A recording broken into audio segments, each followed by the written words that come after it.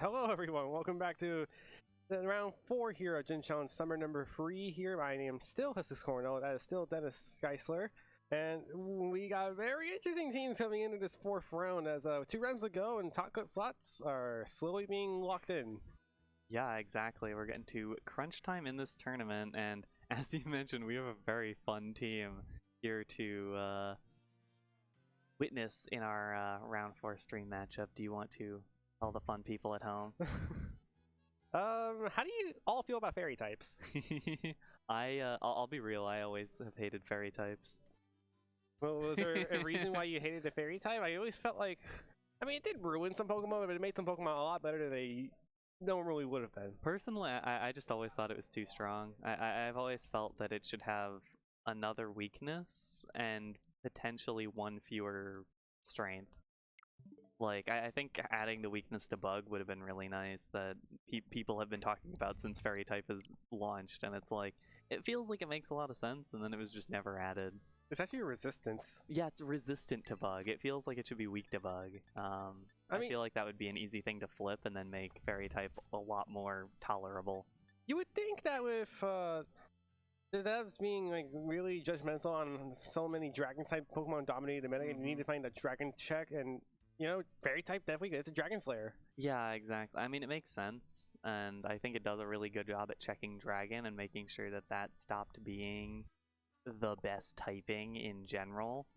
But then it made Fairy the best typing in general because it didn't really have a whole lot of weaknesses past that. It just kind of made a bunch of steel types, like especially offensive steel types, a bit more viable, which is nice. But it also came with a lot of offensive steel types, like, coming into the game. You really don't.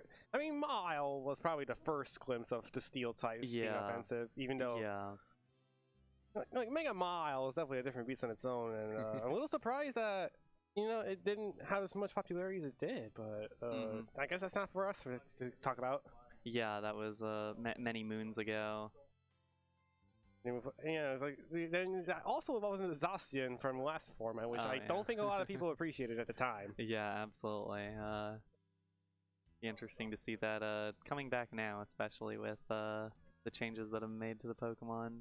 But we'll get there when we get there. We'll get there when we get there. I mean, this the Scarlet and Violet format will keep chugging along. As I said earlier, I'm excited to see what happens when the DLC comes out and we get the mythical Regulation E. Will it be called Regulation E? Do you think it will be? It probably will be. It will be because it's how we call the series now. It's like, yeah, instead of counting up in series, it's going up in letters. Yeah, it's like. I just don't. Actually, I want to move on from this topic. I mean, let's have a little conversation about like what these teams that we're seeing. Yeah, we can explain why we were talking about fairy types a moment ago.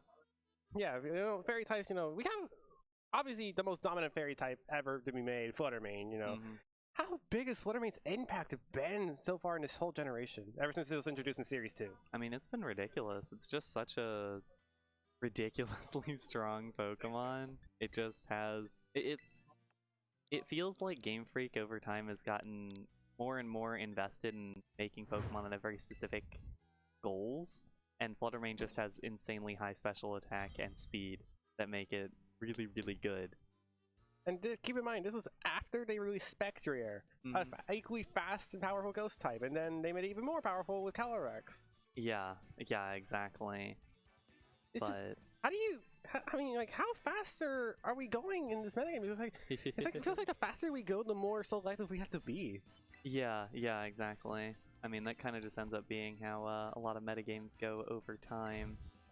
I'm excited to finally show these teams. I really want everyone to get to see Nicholas's team here. Yeah, here we go. We have Abhyu, Vatsavai with the Varigarath, Heatran, Landorus, Amoonguss, Urshifu Rapid Strike, and the Zapdos from the Kanto region. While for Nicholas, we got Grimmsnarl, an Admiral Incarnate, Azumarill, Screentail, Fluttermane, and the Dene? Yeah, as many can tell at home, that is all fairy types for Nicholas. A lot of interesting Pokemon here that have to fill very specific roles. Grimmsnarl kind of fell off as the primary prankster support, as the Tornadus especially kind of gained that role, but Grimmsnarl still, we do know, has that light clay, has reflect and light screen, can provide a lot of team support here for this team. Interesting to see. I wonder how Abhyu is going to try to play against this, because it is a very strange team to play against. You kind of get in the cycle of playing against so many normal teams that when you get a gimmick, I won't say gimmick team, but a sillier team like Nicholas's, a team with very specific team building. I'll say gimmick. It's a gimmick team. I mean, it's all fairies. It's like you're actually like like one of those cereal boxes, like where it says "Oops, all berries." Instead, you get "Oops, all fairies." Oh wait, that rhymes. It does rhyme. It was good. I like that. Yeah, we got "Oops, all fairies." That's what we're advertising today. That's what we're advertising for Nicholas's team. Yeah, but it's like for Abhyu, it's like you gotta be careful like how you play your Heatran, because I feel like that's your most important centerpiece against all these fairies. And it's just like Azumarill's the biggest counter to it, as we do see the Azumarill alongside that Screen Tail.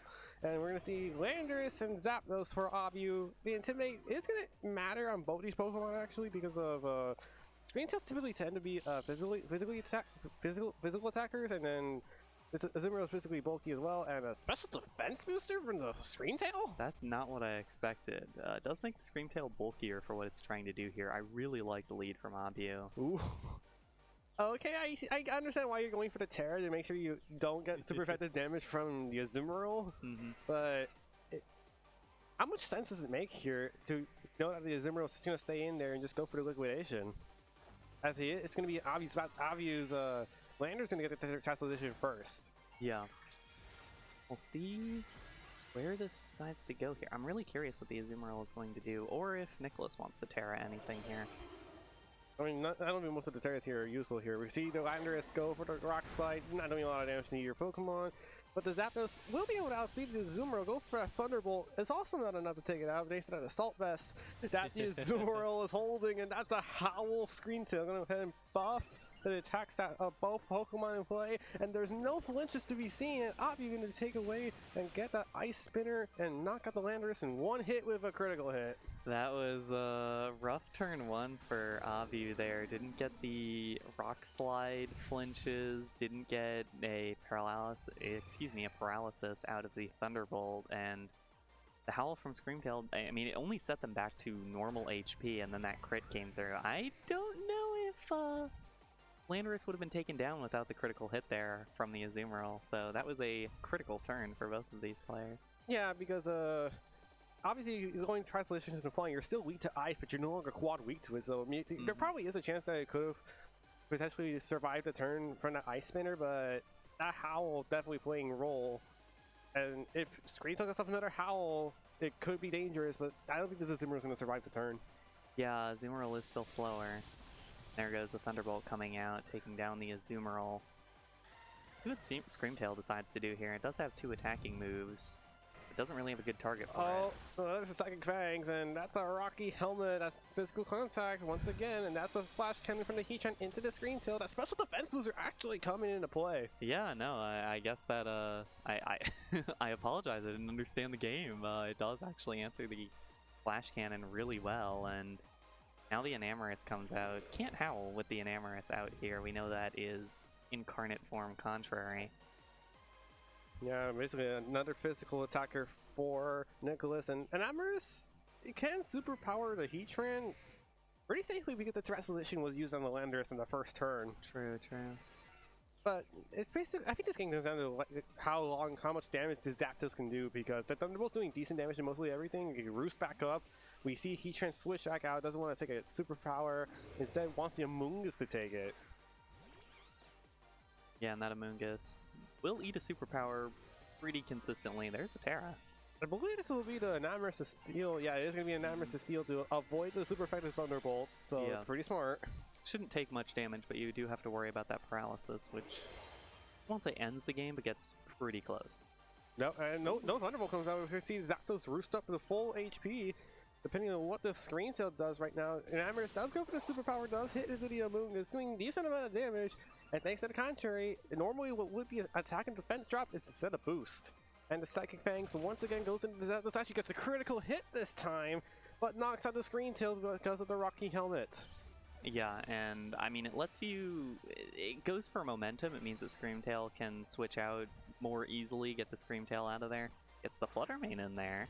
That's pretty nice, especially given that an Amorous doesn't have too much damage threat onto this Zapdos. This Zapdos is really, really bulky. Doesn't do a ton of damage with that Thunderbolt, but is really bulky and really hard to deal with. Yeah, it's going for another roost, so it's banking that it could go ahead and start another turn. Mystical Fire onto the Zapdos. It's doing a decent amount of damage, going ahead and lower special attack as well. We're seeing a roost come in, so Zapdos going to get a bit more HP back. Do we see something have a Zen Headbutt goes into the Amoonguss? Oh, it's not enough. Activates a Citrus Berry, but Zen Headbutt does have a chance to flinch. Will it happen though? Because if the Spore goes off, it flinches! Oh wow, that's big. That's a big flinch. Yeah, because I was going to say, if the Spore goes off into the Enamorous, that's probably game over for Nicholas. Unfortunately, the Enamorous is safety goggles, but it still could have gone into the Fluttermane. Been dangerous. It would have been, but now that Amoonguss is a bit of trouble right now, because now you don't know if it stays in to take another Zen Headbutt, or if you try to go for another Super Powder Rita Heat Trance switch in. But the Zapdos is still a problem, even though it is a -1. The Zapdos is still just sitting there. There's not a whole lot. I mean, there's not a whole lot that the Zapdos does right now, but you have to worry about it setting up the Heatran to facilitate winning the game, because that Heatran still doesn't take all that much damage against anything here, except for the superpower. And we do see the Protect come out from the Amoonguss, so it's going to try to dodge the Zen Headbutt here. The Fluttermane going to go for the Moonblast, almost gets the knockout. Thunderbolt goes into the Enamorous, and that Mystical Fire drop actually doing dividends, and a Zen Headbutt perfectly blocked by the Amoonguss's Protect. Yeah, and another big non-paralysis onto that Enamorous, but still some damage down. Zapdos can't survive another hit from Fluttermane, and Fluttermane can pretty easily throw another hit at that Zapdos. Amoonguss as well. Could switch out to get a little bit of health back with Regenerator, but you wonder how much of a return you get, especially if you potentially switch your Heatran into a Superpower, which would be very bad for Abhyu. Yeah, it would be very bad, because Enamorous can actually hit everything for either neutral or boosting, because of the fact that it has Zen Headbutt for the Amoonguss and Superpower for the Heatran, and then it also carries Play Rough just in case, but we're going to see the Rage Powder, so he's going to try to hopefully get an attack away from the Amoonguss, and I think that Shadow Ball was probably a good call, just in case. Oh, 5 HP! And Zapdos goes for another Thunderbolt, going to do a good amount of damage to the Enamorous. It does get the Zen Headbutt off, but now it comes down to how fast that Enamorous is against Abhyu's Heatran. It sure does, as well as how much damage the Heatran will take against Fluttermane. It does have that Assault Vest, so it will take a lot of damage against Fluttermane, but as we were talking about beforehand, Fluttermane is just ridiculously strong and can still power at least a mediocre Shadow Ball through that damage. Yeah, but now, again, well, this Enamorous is Terra Steel, so it's probably not in the best spot right now. So Shadow Ball will go ahead and take a secure knockout onto the Zapdos, and now the game basically comes down to this. Who's faster between the Enamorous and the Heatran? And I believe the answer is typically going to be the Enamorous here, and it will get out that superpower. It is enough for a one-hit knockout. Nicholas, with a lot of fairies on his team, and wins the first set. First game. Yeah, very good first game from Nicholas. I mean, you can see, obviously, playing with just one type of Pokemon is very difficult, and he played around that really well, making sure that kind of the advantages of all of the fairy types were played to. Obviously, the Terra is a significant advantage as well at getting a slightly different typing in there, so not everything is weak to the same thing as all the other fairies are weak to, and it helped. I mean, surprisingly, the main thing it helped against was not being weak to electric. That Zapdos definitely would have been able to deal with the Enamorous if that Terra hadn't been used so early. Yeah, Nicholas winning that first game here was pretty big here, and I think we got something wrong on the technical side. I think we got Abhyu winning the first game somehow, but if we could get that corrected pretty soon, it's going to be, quickly.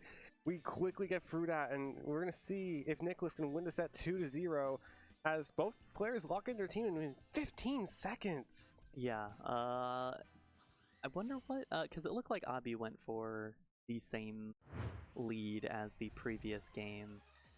Nicholas might as well, and that might be the decision for the two. No, totally different lead for Nicholas. Oh, I mean, it seems to be the same lead for Abhyu, but Nicholas, instead of leading the Azumarill Screen Tail combination, is going to be leading the Enamorous Grimmsnarl combo, so... And it figured that the Landorus was going to come in as the lead again, got the +1 on the Enamorous already in its attack. The Grimmsnarl has the Prankster, has the Light Clay, has those protecting moves, can make Enamorous even bulkier in the early parts of this and let Enamorous just rain down damage with that already boosted attack. Yeah, Nicholas being up a game is really good here, and Protect coming out, making sure that Thunderbolt or Rock Slide don't go ahead and run into the Enamorous, which seems to be the win condition right now for Nicholas. Has to Reflect the side out to make sure that physical attacks don't do as much damage. Rock Slide going ahead and first go into the protect the Enamorous, and it missed the Grimmsnarl. Oh, that's so disappointing. It wouldn't have done a ton of damage, but ooh, and the double attack into the Enamorous. That is brutal for Abhyu starting this one out. Nicholas can now get both screens up, both Reflect and Light Screen, and Enamorous can try to break through this entire game. Either way, Nicholas is going to be very bulky this entire game with both of those screens up with the Light Clay. And another thing to note, Abhyu's Landers is Choice Scarf, so it is stuck using Rock Slide, so that might prompt a Terra from the Enamorous to make sure it doesn't get hit by a super effective flying type move, and that is exactly what happens. That is exactly what happens, means it won't get super effectively hit by Thunderbolt. It should take both of these hits pretty well with the Light Screen coming up here, yeah. And makes that Light Clay is going to be an 8-turn extension of both moves, and Rock Slide not going to be a lot of damage. Always have to worry about the flinch, though. Thunderbolt, yeah, you gotta worry about the flinch, but also the Thunderbolt not doing a lot of damage here, and it does get off a superpower into the Landorus. Wants to get that key defense boost to get another attack buff and a defense boost to make sure it becomes stronger. Yeah, and it will take that same set of moves again. Although again, you do have to worry about that flinch, you do have to worry about the paralyzation. Oh, goes for the Scary Face onto the Enamorous, so what would be a speed drop is actually a speed boost. Oh, but the Blade Rough missed! Oh, that's brutal. That's a brutal miss. It should still take both of these hits, but that means it'll be left on much lower health than it would like. And no paralysis either, you know, remember Thunderbolt used to be 30% chance to paralyze the target, now it's just a measly 10. Yeah, which is coming in very well for Nicholas right now. Oh my god, another Play Rough miss into the Zapdos. Rock Slide gonna come in here. Enamorous does survive. Another turn here. Thunderbolt comes out into the Enamorous, and there goes all the boost for nothing as the Play Rough missed both times. That's a tragedy for Nicholas. I mean, that's Pokemon sometimes. Sometimes you do just miss your moves. Can't do much about it other than keep moving through it. Despite all those boosts, you still do have a very bulky side right now. Fluttermane might even be able to take a hit on the physical side with all of the drops that, or excuse me, with the additional Reflect and Light Screen up here for Nicholas. I also wanted to point out that the Grimmsnarl did go for the crunch, and it actually did a lot more damage than I was thinking that he would. It did do more damage than I was thinking. I'm always surprised by how much attack that Grimmsnarl has. Yeah. Even just base. Well, we do see the Heatran coming into play here, so this Fluttermane is going for the Moonblast into the Zapdos. Going to do so much damage and drops a special attack. Thunderbolt goes into the Fluttermane. It's going to be taking very minimal damage right now, and no paralysis comes in. A crunch goes into the Zapdos, not enough for a knockout, and it triggers the static. Yeah, that was a really smart double there from Nicholas, trying to get rid of the Zapdos on the switch out from the Landorus, and just didn't have enough damage there. I wonder if it was possible with a roll there. I do not have the calculations in front of me, but regardless, that's a tough one there, and honestly, I don't know what this team can do to Heatran if Azumarill is not in the back. I don't know if Azumarill is in the back. Scary Phase goes into the from the Grimmsnarl into the Heatran, so it's going to be going a lot more slower. So yeah, and there's a Moonblast. It's going to go ahead and avoid knockout onto the Zapdos, and there's going to be a Flash Cannon coming into play against this Fluttermane. Not enough for a knockout, but that's pretty close, and that's a special defense drop. Not be good. Yeah, that was a lot more damage than I thought it would be up into that Flutter Mane spot with the light screen still up. I don't know what any of these Pokemon do against Heatran and Amoonguss, to be totally honest, so this might just be Abhyu taking game 2, which, contrary to what the stream says, Nicholas took game 1, so it would send us to our first game 3 of the stream today. We'll see. Still a chance for Nicholas to come back through in this one. Yeah, we're going to see another Rage Power coming in. Going to head take the Mystical Fire. And that's not bad damage from the Mystical Fire. Gets another 53 HP. Going to activate that Citrus Berry to get a bit of health back. But unless this Heat Wave dodges the Grimmsnarl, it's not going to be getting another crunch in, and it does not dodge. And there's the Heat Wave taking down both of Nicholas's Pokemon. We'll see what the final Pokemon is for Nicholas, but I don't see anything that would be able to deal with both Amoonguss and Heatran. It is a Azumarill. That's the one that's best able to do it. It does have Ice Spinner for Amoonguss and Liquidation for Heatran, but also Terra Grass Heatran with the Terra Blast might just deal with that Azumarill very quickly. I don't know if Azumarill can get the single takedown. It will, oh, that's the Terra Grass. My brain broke for a minute. I was like, the Azumarill's tearing. How did that happen? No, that was the Enamorous from earlier. Yeah, the Enamorous did Terrastalize earlier. And there is another Rage Powder coming in, so even if the Azumarill wanted to go ahead and target that Heatran, it would not be able to anyway, as we do see the Ice Spinner perfectly recognized, and does knock out the Amoonguss. But how much damage are you taking from a Terra Grass, Terra Blast, into that Assault Vest Azumarill? Gonna be a lot of damage. It is Assault Vest, though. Ooh, wow, that actually took that way better than I thought it would. Oh, but Reflect's gone, and that means Light Screen's gone to the next turn. Yeah, definitely have to deal with Heatran as soon as possible with the Zapdos out. You also can't let yourself get hit by a Thunderbolt. Definitely not multiple Thunderbolts, but all of Azumarill's moves are contact moves, so even then you're taking damage from the Zapdos. No Aqua Jet comes out. There's a Thunderbolt coming into the Azumarill. No paralysis. We're just going to go ahead and Ice Spinner into the Heatran. That is a Grass type. That's only half damage. And that's a Terra Blast, and we're going to game 3 here for the first time today. Yeah, we do get a game 3. I'm excited. We haven't seen any game 3s so far on stream.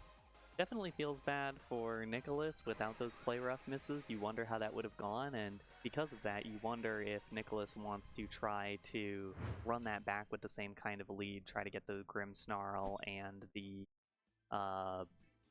Enamorous back through, because they dealt with Abhyu's options very well. Although obviously Abhyu has to know that that's an option as well. You can't necessarily lead Landorus knowing that Enamorous could be the answer there with the contrary. But there's also, like, Enamorous was Nicholas's best answer to Abhyu's Heatran as well, because that superpower was able to get the one-hit KO on it. And without it, you're just standing on the Azumarill for it. Yeah. Yeah, and I just wonder that if we go to a different universe where Play Rough does not miss either of those times, if it had hit even once, what happens to that Enamorous, what happens to that battle, and I wonder if Abhyu is going to recognize that and try to play it a little bit differently. I mean, I don't know what the options are really, because Urshifu matches up not great against a bunch of fairy types, and Farigiraf, it isn't terrible into the matchup, but it just doesn't do a whole lot. So I really wonder what the answer is other than just trying the same Pokemon in a slightly different order. Obviously, we will find out right now. I mean, game 1, we did see a Screen Tail for Nicholas. He just chose not to bring it to the second game because it probably just lacked a bit of utility even after.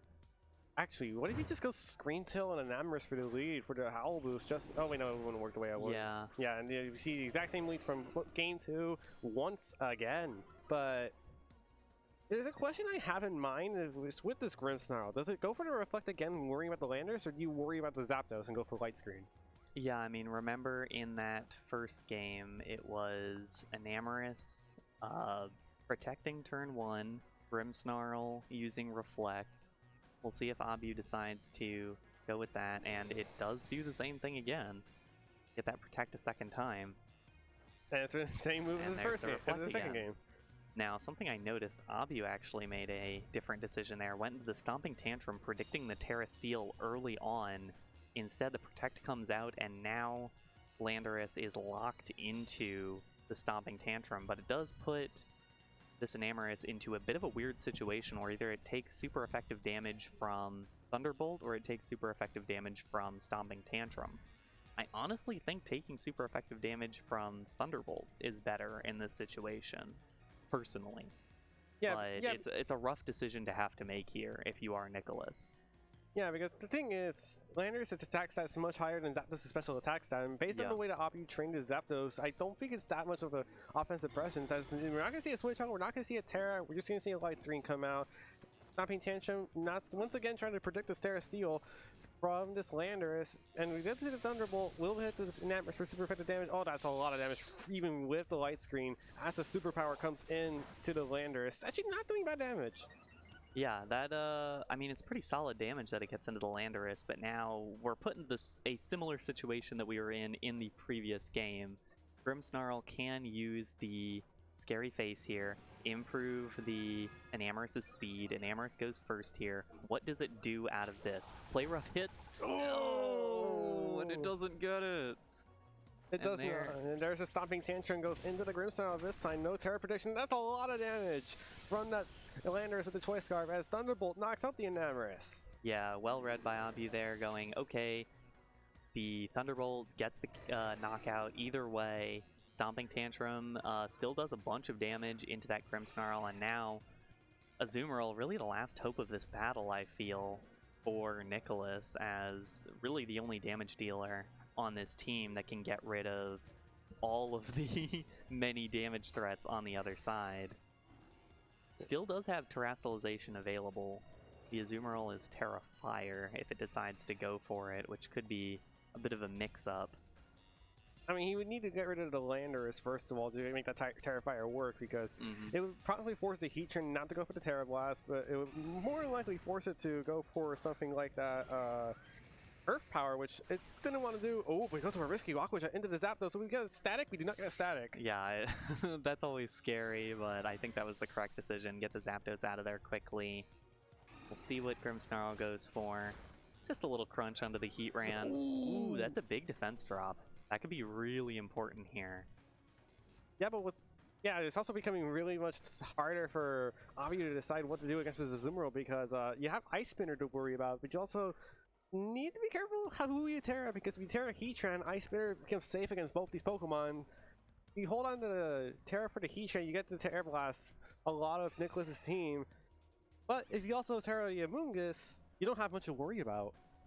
Yeah, Amoonguss can definitely take a lot of damage here, and it will, looks like, go for that Terra Water. See, oh, Nicholas's Terra first. Okay. Nicholas's Terra comes first. Okay. Yeah. I mean, Azumarill is faster than Amoonguss. There's the Terra Fire. We'll see what it can do here. It does have Terra Blast. Does have the Terra Blast here. Now we're going to see the Amoonguss go Terra Water, so... And he did lock in the Rage Powder, so now I'm wondering if that is an Ice Spinner coming into the direction of the Amoonguss, or if it was just a good read with that. Oh wait, there's no fairy move. Actually, yeah, I'm gonna call it off. Rage Powder does come out from the Amoonguss, so any attack that would have been going the Heatran's direction is instead going to Amoonguss. Heatran goes for the Heat Wave, it missed something, it missed the Azumarill. It's gonna go ahead and knock out the Grimmsnarl, importantly. Yeah, that is a big knockout. That Grimmsnarl was doing a lot of extra utility damage there. And yeah, well read Ice Spinner, but just went into the Terra Water, and that does no damage against this Amoonguss. I don't really know what this Azumarill can do into this Amoonguss in general. There's the Flutter Mane. There's something that can do some damage against the Amoonguss, especially as it's a water type now. Doesn't have the poison typing that made it a lot better against Flutter Mane. And that makes it easier for Fluttermane to click Moonblast into mostly that Amoonguss slot, as we're going to see another Rage Powder. And I expect this turn to be Liquidation plus Moonblast. And it's, oh wait, actually I forgot I had Energy Ball. That's a really good pickup there. The Energy Ball. Does the Liquidation finish it off? No. Oh no, it's Citrus Berry, so that's not going to happen. Yeah, so the Heatran does get another free attack off. It's going to be that Earth Power into that Assault Vest Azumarill, not doing a lot of damage, surprisingly. Thanks to that Assault Vest, now that Azumarill gets another attack off. Oh, it actually would have been able to knock out it, and that's actually Moonblast range. It is Moonblast range. This will be an interesting spot here. Landorus still has the ability to just come in and reduce Azumarill pretty significantly. Fluttermane is also dangerous, I would say. Heatran is Assault Vest. There aren't any super effective moves coming out of Fluttermane, but it is still a bit dangerous. It's always dangerous to sit in front of Fluttermane.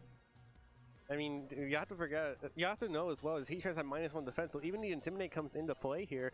It's not going to be affecting that Heatran as much. Yeah, so I think Heatran will probably still get taken down by that. Yeah, Energy Ball comes into play here. There goes the Azumarill, the Fluttermane into the Amoonguss, and the Amoonguss goes down. The Terra goes down as well. Do we see Liquidation once again go into the Heatran, or is Heatran going to be able to outspeed this Azumarill? I think the Liquidation comes out first. Oh, no, it doesn't. But it still takes that. Yeah, it still takes it. A lot of damage, but it still takes it. Yeah, and there's a Liquidation going into the Heatran. That is a good knockout there. And now it's coming down to a Scarf Landorus against Fluttermane and Azumarill.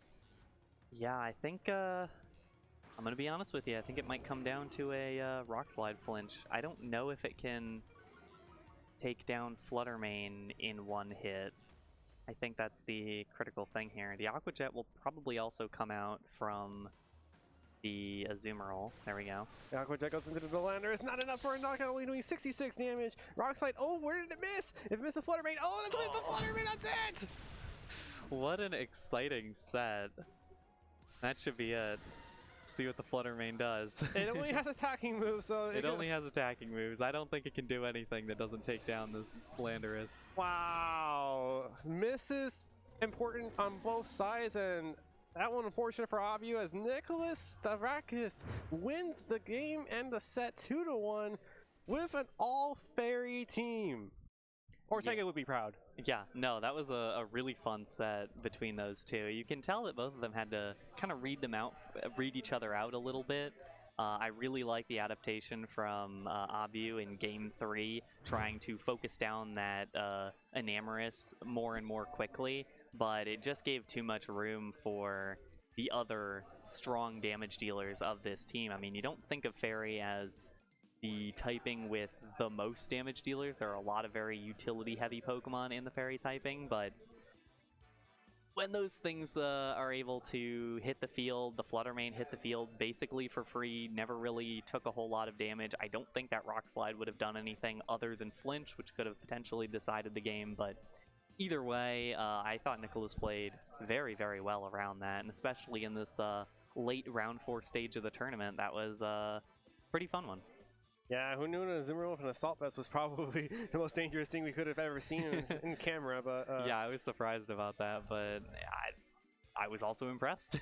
Yeah, hopefully our final round coming up next is going to be impressive as well. So we're going to round 5 coming up after the short break, so you don't want to go anywhere. Top cut slots are being decided, and you don't want to miss out.